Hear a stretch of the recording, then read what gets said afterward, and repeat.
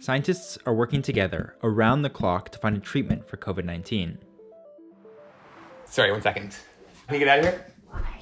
I'm talking. You're not gonna talk? Okay, be quiet then. Get out of the screen.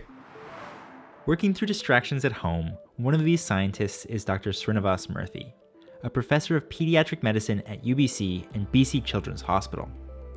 There are vaccines on the horizon, but if a drug already on the market is effective against COVID, it could save lives now. So we're studying lopinavir-ritonavir, which is an HIV medication. We're studying a medication called hydroxychloroquine, which is a malaria or lupus medication, which you may have heard about and Donald Trump has mentioned.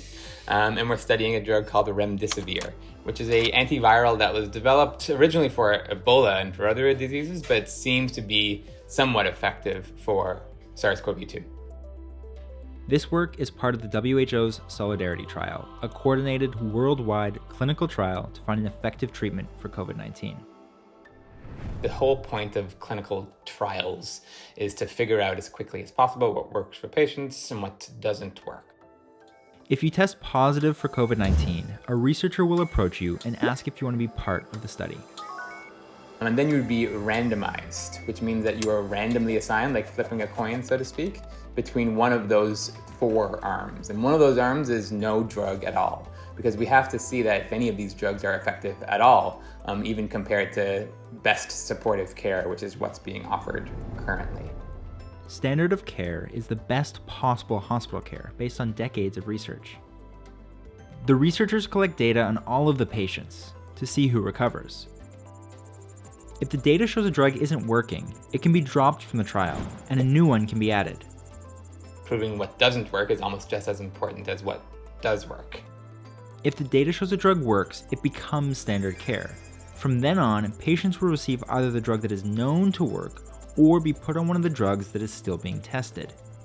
More drugs would be added and compared to that original proved effective drug, with the hope that we're constantly improving how patients do with COVID-19. But an effective drug against COVID is unlikely to be what Dr. Murthy calls a parachute, a drug that is highly effective for everyone. We don't need to do a trial on a parachute when you're jumping out of an airplane.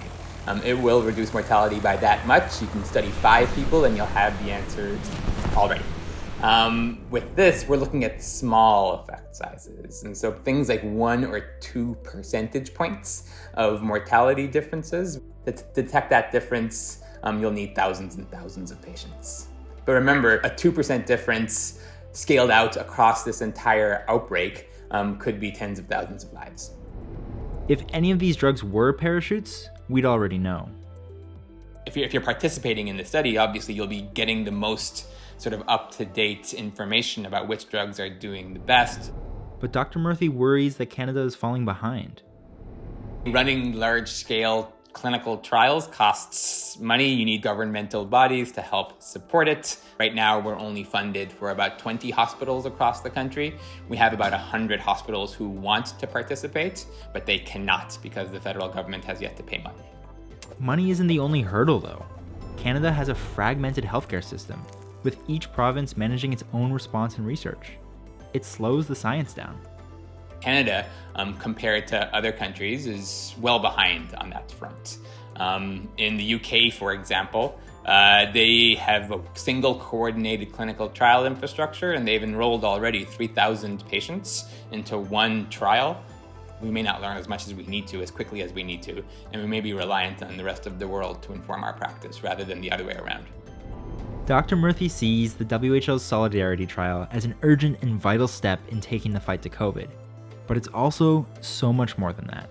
The signal that we are coordinating with each other, which I think is an underappreciated one. Instead of there being a Canadian trial or an American trial, there's a global trial. And I think from the very beginning, the signals coming from the World Health Organization and everywhere else was that solidarity in this approach, not as the name of the trial, but in the response to the outbreak, is absolutely crucial.